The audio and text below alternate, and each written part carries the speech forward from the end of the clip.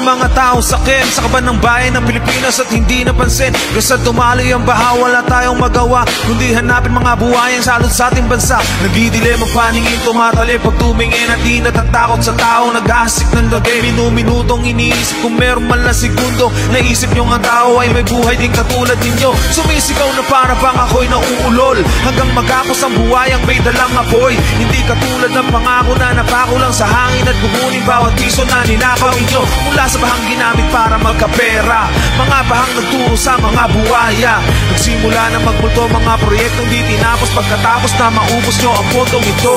Nung umaahon tayo ba o sila?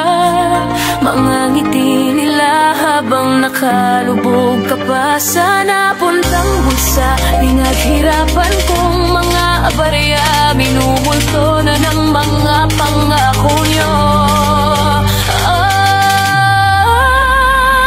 Halos kumapang na sa hirap at tumira na sa kalsada para lamang makaraos. Magkalaman ditong sikmura at bigla lang malalaman na marami ang yumaman sa baring galing sa pawis at dugo ng karamihan. Kalabak na magnanakaw, umungi kaila, nag-arapalan ng taryahan pag milyon na ang taya. Kami simpleng tao lang na ang tanong hanggang kailan makakalaya sa kurakot na nagpahirap sa lipunan dahil sobra na, tama na, umaabuso na.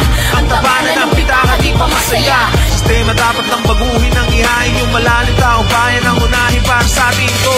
Huwag na tayong magbulag-bulagan at huwag na tayong magbingi-bingihan. Ilabas na natin ang katotohanan, sabihin sa mundo at sa lahat na Nung umahon tayo ba o sila? Ngiti nila habang nakalubog ka pa sa napuntang bulsa. Pinaghirapan kong mga barya, minumulto na ng mga pangako nyo. Makinig kayo.